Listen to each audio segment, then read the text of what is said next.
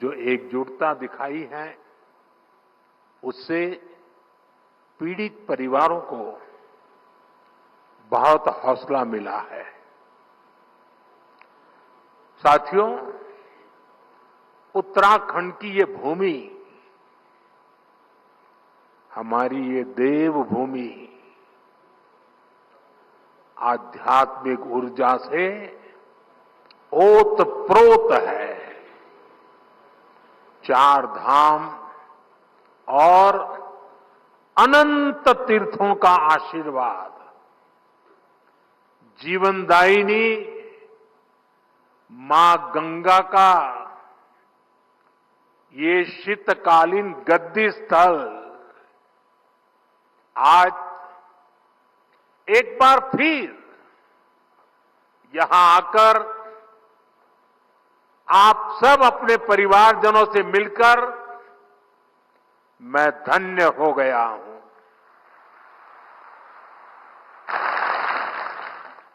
मां गंगा की कृपा से ही मुझे दशकों तक उत्तराखंड की सेवा का सौभाग्य मिला है।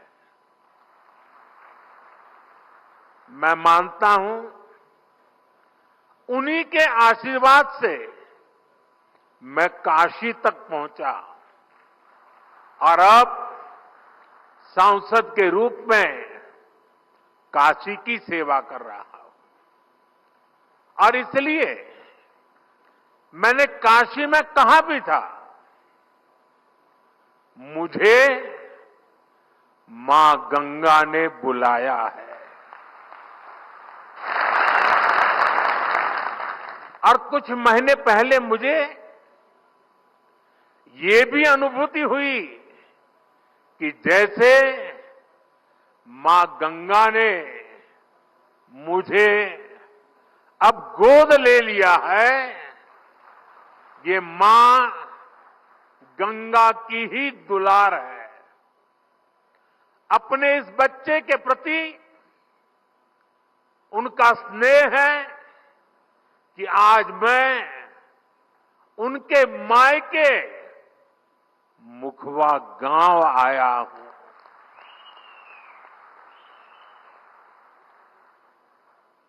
यहां मुझे मुखी मठ मुखवा में दर्शन पूजन का भी सौभाग्य प्राप्त हुआ है। साथियों, आज हर्षिल की इस धरती पर आया हूं तो मैं अपनी दीदी भूलियों के स्नेह को भी याद कर रहा हूं। वो मुझे हर्षिल का राजमा और दूसरे लोकल प्रोडक्ट्स बेचती रहती है। आपके इस लगाव और उपहार के लिए मैं आपका आभारी हूं। साथियों, कुछ साल पहले जब मैं बाबा केदारनाथ के दर्शन के लिए बाबा के चरणों में गया था, तो बाबा के दर्शन अर्चन के बाद मेरे मुंह से अचानक कुछ भाव प्रकट हुए थे और मैं बोल पड़ा था, ये दशक उत्तराखंड का दशक होगा। वो शब्द मेरे थे, भाव मेरे थे, लेकिन उनके पीछे सामर्थ्य देने की शक्ति स्वयं बाबा केदारनाथ ने दी थी। मैं देख रहा हूं बाबा केदार के आशीर्वाद से धीरे धीरे वो शब्द, वो भाव सच्चाई में, हकीकत में बदल रहे हैं। ये दशक उत्तराखंड का बन रहा है।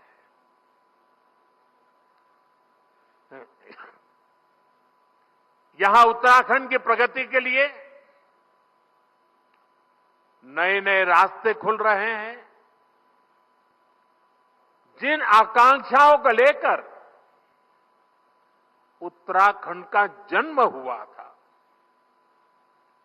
उत्तराखंड के विकास के लिए जो संकल्प हमने लिए थे, नीत नई सफलताओं और नए लक्ष्यों की ओर बढ़ते हुए वो संकल्प आज पूरे हो रहे हैं। इसी दिशा में शीतकालीन पर्यटन एक और बड़ा महत्वपूर्ण बड़ा कदम है। इसके माध्यम से उत्तराखंड के आर्थिक सामर्थ्य को साकार करने में बहुत बड़ी मदद मिलेगी। मैं इस अभिनव प्रयास के लिए धामी जी को, उत्तराखंड सरकार को बहुत बहुत बधाई देता हूं और उत्तराखंड की प्रगति के लिए कामना करता हूं। साथियों, अपने टूरिज्म सेक्टर को डायवर्सिफाई करना, 12 मासी बनाना, 365 दिन,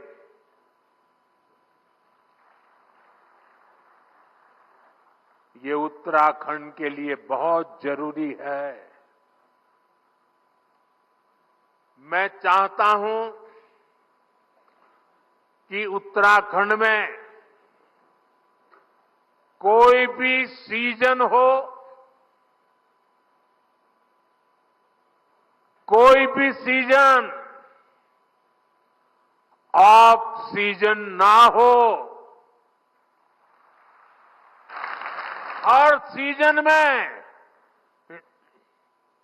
टूरिज्म ऑन रहे। अब ऑफ नहीं, ऑन का जमाना।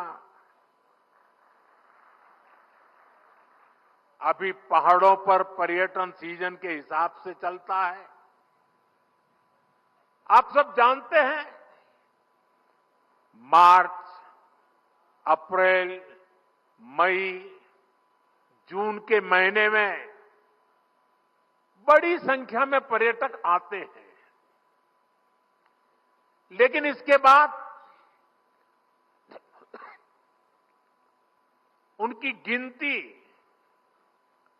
बहुत कम हो जाती है। सर्दियों में अधिकतर होटल्स, रिसोर्ट्स और होम स्टे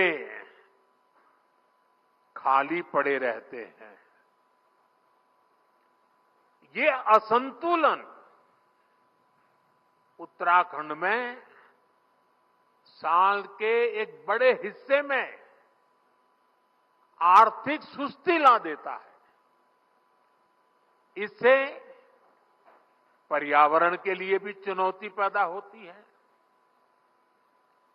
साथियों, सच्चाई ये है कि अगर देश विदेश के लोग सर्दियों के मौसम में यहां आए तो उन्हें सच्चे अर्थ में देवभूमि की आभा का वास्तविक परिचय मिलेगा। विंटर टूरिज्म में यहां लोगों को ट्रैकिंग, स्कीइंग जैसी एक्टिविटीज का रोमांच सचमुच में रोमांचित कर देगा। धार्मिक यात्रा के लिए भी उत्तराखंड में सर्दियों का समय बेहद खास होता है। कई तीर्थ स्थलों पर इसी समय विशेष अनुष्ठान भी होते हैं। यहां मुखवा गांव में ही देखिए,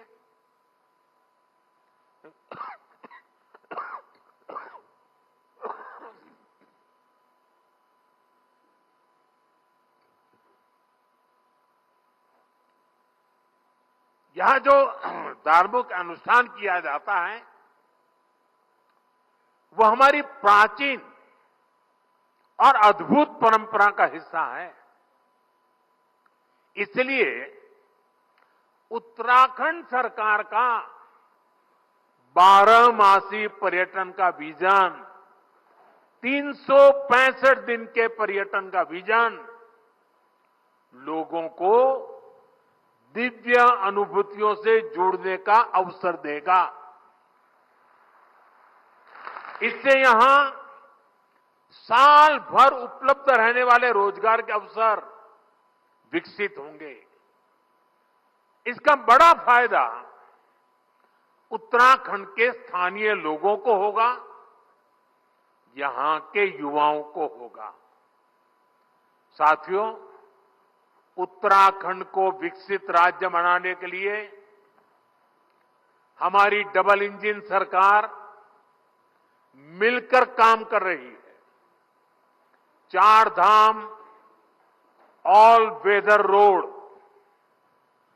आधुनिक एक्सप्रेस वे, राज्य में रेलवे, विमान और हेलीकॉप्टर सेवाओं का विस्तार 10 वर्षों में उत्तराखंड में तेजी से विकास हुआ है। अभी कल ही उत्तराखंड के लिए केंद्र सरकार ने बहुत बड़े निर्णय लिए हैं। कल केंद्रीय कैबिनेट ने केदारनाथ रोपवे प्रोजेक्ट और हेमकुंड रोपवे प्रोजेक्ट को मंजूरी दे दी है। केदारनाथ रोपवे बनने के बाद जो यात्रा 8 से 9 घंटे में पूरी होती है, अब उसे लगभग 30 मिनट में पूरा किया जाएगा। इससे बुजुर्गों, बच्चों, महिलाओं के लिए केदारनाथ यात्रा और सुगम हो जाएगी। इन रोपवे प्रोजेक्ट पर हजारों करोड़ रुपए खर्च किए जाएंगे। मैं उत्तराखंड समेत पूरे देश को इन प्रोजेक्ट्स की बधाई देता हूं। साथियों, आज पहाड़ों पर eco log huts, convention centre, helipad infrastructure पर फोकस भी किया जा रहा है। उत्तराखंड के टिम्मर सैंड महादेव, माणा गांव, जादूंग गांव में टूरिज्म इंफ्रास्ट्रक्चर नए सिरे से विकसित हो रहा है। और देशवासियों को पता होगा, शायद नहीं होगा, 1962 में जब चाइना ने भारत पर आक्रमण किया, तभी हमारा जादू गांव को खाली करवा दिया गया था। ये हमारे 2 गांव खाली कर दिए गए थे। 60-70 साल हो गए, लोग भूल गए। हम नहीं भूल सकते। हमने उन 2 गांवों को फिर से बसाने का अभियान चलाया है और बहुत बड़ा टूरिस्ट डेस्टिनेशन बनाने की दिशा में हम आगे बढ़ रहे हैं। और इसी का परिणाम है कि उत्तराखंड में पर्यटकों की संख्या इस 1 दशक में तेजी से बढ़ी है। 2014 से पहले 4 धाम यात्रा पर हर साल औसतन 18 लाख यात्री आते थे। अब हर साल लगभग 50 लाख तीर्थ यात्री आने लगे हैं। इस साल के बजट में 50 टूरिस्ट डेस्टिनेशंस को विकसित करने का प्रावधान किया गया है। इन डेस्टिनेशंस पर होटलों को इंफ्रास्ट्रक्चर का दर्जा दिया जाएगा। इससे पर्यटकों के लिए सुविधाएं बढ़ेगी और स्थानीय रोजगार को भी बढ़ावा मिलेगा। साथियों, हमारा प्रयास है उत्तराखंड के बॉर्डर वाले इलाकों को भी पर्यटन का विशेष लाभ मिले। पहले सीमावर्ती गांवों को आखिरी गांव कहा जाता था। हमने ये सोच बदल दी। हमने कहा ये आखिरी गांव नहीं है, ये हमारे प्रथम गांव है। उनके विकास के लिए वाइब्रेंट विलेज प्रोग्राम शुरू किया। इस क्षेत्र के भी 10 गांव इस योजना में शामिल किए गए हैं और मुझे बताया गया उस गांव से भी कुछ बंधु आज यहां हमारे सामने मौजूद है। नेलांग और जादूंग गांव जिसका मैंने वर्णन किया 62 में क्या हुआ था, फिर से बसाने का काम शुरू किया गया है। आज यहां से जादूंग के लिए मैंने अभी अभी बाइक रैली को रवाना किया। हमने होम स्टे बनाने वालों को मुद्रा योजना का लाभ देने का ऐलान किया है। उत्तराखंड सरकार भी राज्य में होम स्टे को बढ़ावा देने में जुटी है। जो गांव इतने दशकों तक इंफ्रास्ट्रक्चर से वंचित रहे, वहां नए होम स्टे खुलने से पर्यटन बढ़ रहा है, लोगों की आय बढ़ रही है। साथियों, आज मैं देवभूमि से देश के पूरब, पश्चिम, उत्तर, दक्षिण और मध्य भी हर कोने के लोगों से, खासकर युवा पीढ़ी से और मां गंगा के मायके से, इस पवित्र भूमि से देश की नौजवान पीढ़ी को विशेष रूप से आह्वान कर रहा हूं, आग्रह कर रहा हूं। साथियों, सर्दियों में देश के बड़े हिस्से में जब कोहरा होता है, सूर्यदेव के दर्शन नहीं होते, तब पहाड़ों पर धूप का आनंद मिल रहा होता है। ये एक स्पेशल इवेंट बन सकता है और गढ़वाली में इसे क्या कहेंगे?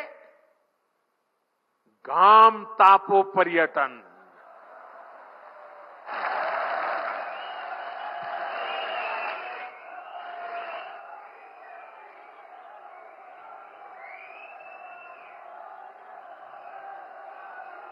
सही है ना? घाम तापो पर्यटन। इसके लिए देश के कोने कोने से लोग उत्तराखंड जरूर आए। खासकर हमारे कॉरपोरेट वर्ल्ड के साथी, वे विंटर टूरिज्म का हिस्सा बने। मीटिंग्स करनी हो, कॉन्फ्रेंसेस करनी हो, एग्जीबिशंस करने हो, तो विंटर का समय और देवभूमि, इससे होनहार कोई जगह नहीं हो सकती है। मैं कॉरपोरेट वर्ल्ड के बड़े महानुभावों से भी आग्रह करूंगा, वो अपने बड़े बड़े सेमिनार्स के लिए उत्तराखंड आए, माइस सेक्टर को एक्सप्लोर करें। यहां आकर लोग योग, और आयुर्वेद के जरिए रिचार्ज और री एनर्जाइज भी हो सकते हैं। देश की यूनिवर्सिटी, प्राइवेट स्कूल्स और कॉलेज में मैं उन सब नौजवान साथियों से भी कहूंगा कि स्टूडेंट्स के विंटर ट्रिप के लिए आप उत्तराखंड को पसंद कीजिए। साथियों, हमारे यहां हजारों करोड़ की इकोनॉमी वेडिंग इकोनॉमी है। शादियों में हजारों करोड़ रुपए का खर्च होता है। बहुत बड़ी इकोनॉमी है। आपको याद होगा, मैंने देश के लोगों से आग्रह किया था, वेड इन इंडिया, हिंदुस्तान में शादी करो। आजकल लोग दुनिया के देशों में चले जाते हैं। यहां क्या कमी है भाई? पैसे यहां खर्च करो ना। और उत्तराखंड से बढ़िया क्या हो सकता है?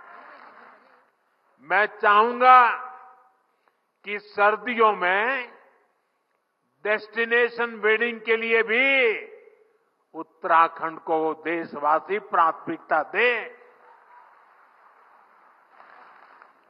इसी तरह भारत की फिल्म इंडस्ट्री से भी मेरी अपेक्षाएं हैं। उत्तराखंड को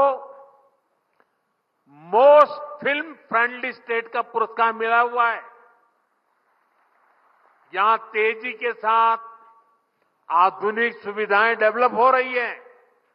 इसलिए सर्दियों के दिनों में फिल्म की शूटिंग के लिए भी उत्तराखंड पूरे भारत का फेवरेट डेस्टिनेशन बन सकता है। साथियों, दुनिया के कई देशों में विंटर टूरिज्म काफी पॉपुलर है। उत्तराखंड में विंटर टूरिज्म को बढ़ावा देने के और इसके लिए हम ऐसे देशों से बहुत कुछ सीख सकते हैं। मैं चाहूंगा उत्तराखंड के टूरिज्म सेक्टर से जुड़े सभी स्टेक होल्डर्स, होटल और रिसोर्ट उन देशों की जरूर स्टडी करें।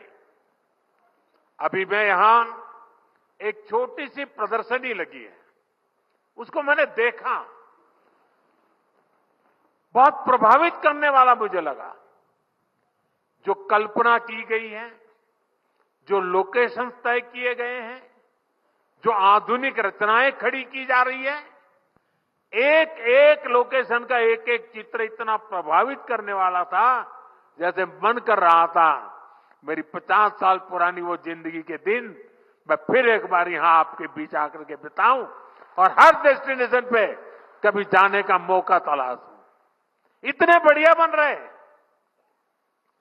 मैं उत्तराखंड सरकार से कहूंगा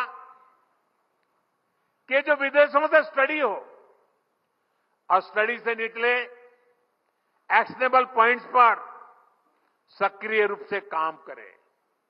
हमारी स्थानीय परंपराओं, म्यूजिक, डांस और कुजीन को बढ़ावा देना होगा।